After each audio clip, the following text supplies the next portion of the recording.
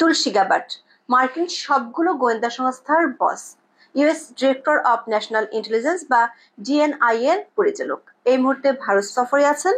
ভারতে বসে বাংলাদেশ সম্পর্কে তথ্য বোমা ফাটালেন যুক্তরাষ্ট্রের নতুন গোয়েন্দা প্রধান।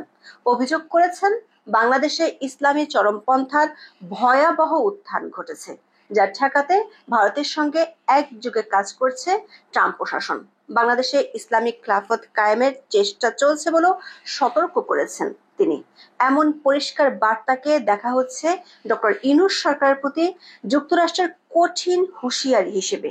একাধিক সূত্র থেকে আমরা জানতে পেরেছি বাংলাদেশের সাম্প্রতিক পরিস্থিতি নিয়ে 3টি কারণে উদ্বিগ্ন যুক্তরাষ্ট্র। সেই ইস্যুগুলো নিয়ে কাজ করতে নিয়োগ পাওয়ার পরপরই বাংলাদেশে আসবেন ডোনাল্ড ট্রাম্পের স্থলাভিষিক্ত Paul Kapur. Tulsi Gabbard US director of national intelligence বা ডিএনআই এর পরিচালক হিসেবে দায়িত্ব নেওয়ার পর মিউনিখ নিরাপত্তা সম্মেলনে যোগ দিয়ে এবার ভারতে এসেছেন। তার এই সফর ঘিরে বেশ কয়েকদিন ধরেই চলছে নানা ধরনের গুঞ্জন। এই সফরে বাংলাদেশ নিয়ে আলোচনা হতে পারে এমন খবর ভারতীয় নয়, বাংলাদেশি গণমাধ্যমেও ছাপা হয়েছে। 16ই মার্চ দিল্লিতে পৌঁছানোর পরপরই ভারতের নিরাপত্তা উপদেষ্টা অজিত দোভালের সঙ্গে বৈঠক করেন তিনি। নয়াদিল্লিতে শুরু হয়েছে রায়সিনা ডায়ালগ। সেখানে আমন্ত্রণ জানানো হয়েছে 20 দেশের গোয়েন্দা প্রধান ও নিরাপত্তা উপদেষ্টাদের। তবে সেখানে ডাক পায়নি বাংলাদেশ ও পাকিস্তান, কিন্তু সে বৈঠকে আলোচনা হয়েছে পাকিস্তান ও বাংলাদেশ ইস্যুতে। 17ই মার্চ তুলসী গ্যাবার্ডের সাথে বৈঠক হয়েছে ভারতের প্রতিরক্ষা মন্ত্রী রাজনাথ সিং এর। ভারতের একাধিক সংবাদ মাধ্যমগুলো বলছে রাজনাথ সিং এবং দোভালের সঙ্গে তুলসী গ্যাবার্ডের বৈঠকে অন্যান্য বিষয়ের পাশাপাশি এসেছে বাংলাদেশ প্রসঙ্গ। এরই মধ্যে ভারতের দুটি সংবাদ মাধ্যমকে দেওয়া সাক্ষাৎকারে বাংলাদেশের বর্তমান পরিস্থিতি নিয়ে ট্রাম্প প্রশাসনের কড়া অবস্থান তুলে ধরেছেন তুলসী গ্যাবার্ড। এর মধ্যে এনডিটিভিকে দেওয়া সাক্ষাৎকারে সবচেয়ে কড়া ভাষায় কথা বলেন তিনি। এনডিটিভির বিষ্ণু সোম তুলসী গ্যাবার্ডকে প্রশ্ন করেন, বাংলাদেশের রাজনৈতিক পট পরিবর্তন হয়েছে, সেখানে সহিংসতা দেখা গেছে, সংখ্যালঘুদের উপর নির্যাতনের তথ্য আসছে। আমেরিকা কি এ ব্যাপারে উদ্বিগ্ন?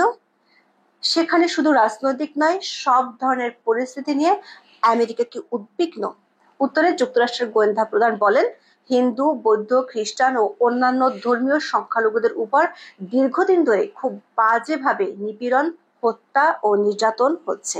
মার্কিন সরকার, প্রেসিডেন্ট ট্রাম্প ও তার প্রশাসনের জন্য এটি একটি প্রধান উদ্বেগের বিষয় হয়ে দাঁড়িয়েছে। এনডিটিভির প্রতিবেদনে বলা হয়েছে, বাংলাদেশের উদ্বেগের কেন্দ্রবিন্দু হিসেবে সন্ত্রাসবাদ ও উগ্রবাদ ইস্যুর কথা তুলেছেন তুলসী গ্যাবার্ড। সাক্ষাৎকারে তিনি আরো বলেন, বিশ্বব্যাপী ইসলামবাদী সন্ত্রাসবাদ রুখতে ট্রাম্প প্রশাসন বেশ গুরুত্ব দিচ্ছে এবং এ ব্যাপারে প্রতিশ্রুতিবদ্ধ।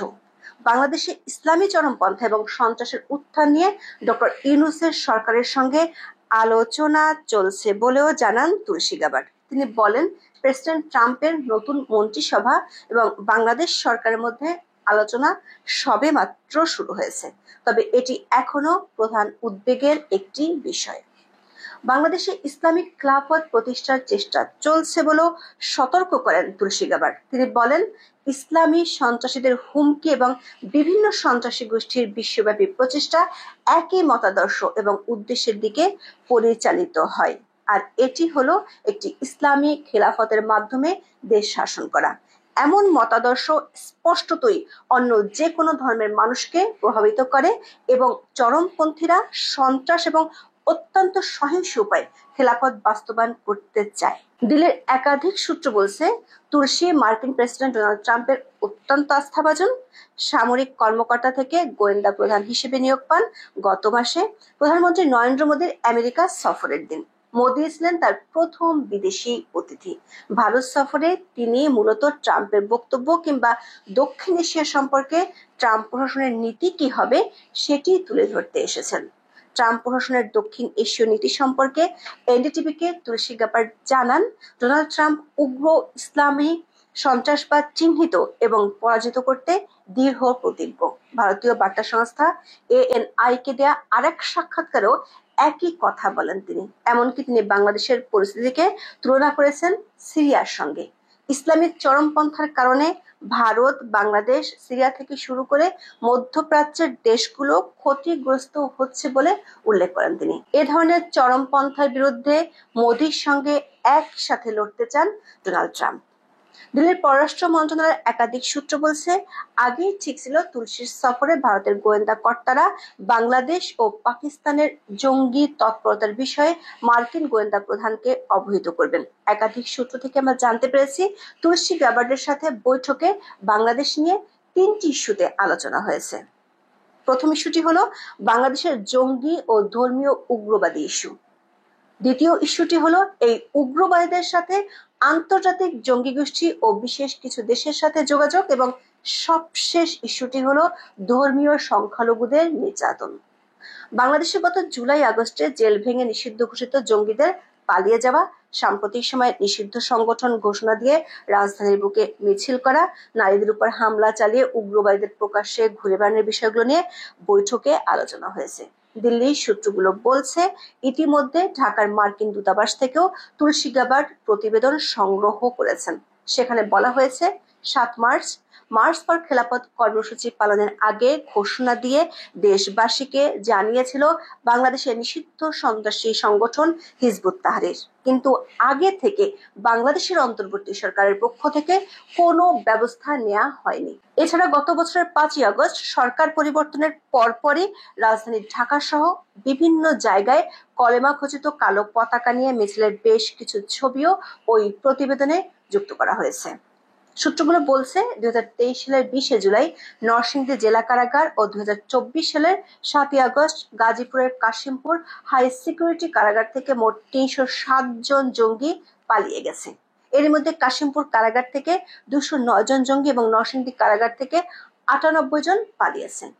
নরসিংদী কারাগারের 98 জঙ্গির মধ্যে 70 জনই সাজাপ্রাপ্ত। এদের মধ্যে 27 জন এখনো ধরা ছোঁয়ার বাইরে। ঢাকার মার্কিন দূতাবাসের সূত্রগুলো বলছে, বাংলাদেশের নিষিদ্ধ জঙ্গি সংগঠন আছে 9টি। 2018 সালে বাংলাদেশে আইএস এর শাখা আছে এমন তথ্য ইউএস স্টেট ডিপার্টমেন্ট থেকে বাংলাদেশের তখনকার সরকারকে জানানো হয়েছিল। তখন এদের সহযোগী হিসেবে আনসার আল ইসলাম ও জামাতুল আনসার ফিল হিন্দাল শারকিয়া নামে 2টি সংগঠনের সদস্যদের গ্রেপ্তারের অনুরোধ করা হয়েছিল, কিন্তু 5 আগস্টের পর এই 2 সংগঠনের নেতারা জেল থেকে পালিয়েছে অথবা জামিন পেয়ে গেছে। এসব জঙ্গিরা জেল থেকে পালিয়ে বিভিন্ন সীমান্তে অবস্থান করছে বলে জানানো হয়েছে।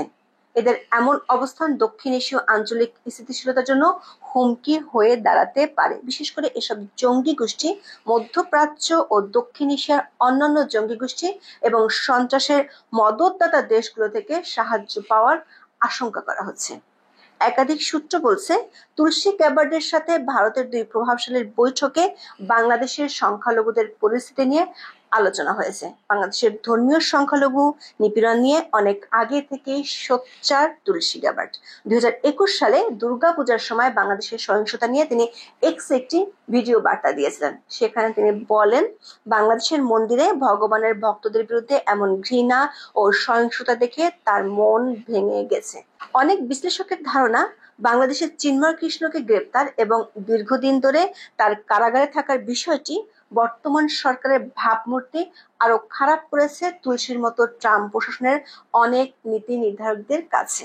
দর্শক, আমাদের বিশ্লেষণ হলো 5 আগস্টের পর থেকে ভারত ও যুক্তরাষ্ট্রের সর্বোচ্চ পর্যায়ে টেলিফোনে বা মুখোমুখি যত আলোচনা হয়েছে সবখানেই গুরুত্ব পেয়েছে বাংলাদেশ ইস্যু। গত মাসে মোদি হোয়াইট হাউসে প্রেসিডেন্ট ট্রাম্পের সঙ্গে দেখা করার সময় একই বিষয়ে দুজনের কথা হয়। তুলসী গ্যাবার্ড এবার স্পষ্ট ভাষায় বললেন, বাংলাদেশের ধর্মীয় চরমপন্থার উত্থান নিয়ে আমেরিকা গভীরভাবে উদ্বিগ্ন এবং এটি ঠেকাতে দিল্লি এবং ওয়াশিংটন একসঙ্গে কাজ করছে। সন্ত্রাসবাদের সঙ্গে পাকিস্তানের সম্পর্ক থাকার অভিযোগও মেনে নিয়েছেন তুলসী গ্যাবার্ড। ভারতের পক্ষ থেকে অনেকদিন ধরেই এমন অভিযোগ বারবার সামনে আনা হয়েছে। ফেব্রুয়ারিতে ভারতীয় সেনাপ্রধান জেনারেল উপেন্দ্র দ্বিবেদী বলেন, তিনি ভারতের সীমান্তবর্তী বাংলাদেশ এলাকায় বিশেষ করে শিলিগুড়ি করিডোরের কাছে আইএসআই কর্মকর্তাদের উপস্থিতি নিয়ে উদ্বিগ্ন। একই ধরনের অভিযোগ তিনি তুলেছেন মার্চেও। দর্শক, যুক্তরাষ্ট্রের প্রেসিডেন্ট হিসেবে দায়িত্ব নেওয়ার আগে গত 31শে অক্টোবর ডোনাল্ড ট্রাম্পও বাংলাদেশের ধর্মীয় সংখ্যালঘু নির্যাতনের অভিযোগ তুলে এক্স বার্তা দিয়েছিলেন। এবার মুখ খুললেন ট্রাম্পের বিশ্বস্ত তুলসী। ডক্টর ইউনূস সরকারের সময় বাংলাদেশ খেলাফত রাষ্ট্রের দিকে ধাবিত হচ্ছে বলে অভিযোগ তুলেছেন তারা। আন্তর্জাতিক পর্যায়ে বিশেষ করে দক্ষিণ এশিয়াতে সন্ত্রাসবাদের প্রসার কমাতে, গোয়েন্দা তথ্য আদান প্রদানে একে অপরকে সাহায্য করতে একমত হয়েছে নয়াদিল্লি এবং ওয়াশিংটন। এখন দেখার বিষয় তুলসী গাবার্ডের এমন মন্তব্যের পর বাংলাদেশের অন্তর্বর্তী সরকারের প্রতিক্রিয়া কি হয়।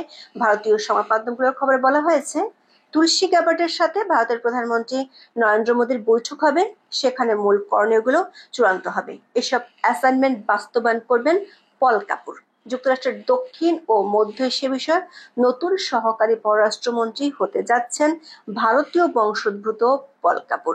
এর আগে এই পদে ছিলেন ডোনাল্ড লু। এই পল কাপুরও আবার ভারতীয় বংশোদ্ভূত এবং পাকিস্তান বিরোধী বলে পরিচিত।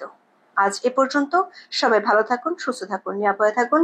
দেখা হবে আগামী পর্বে।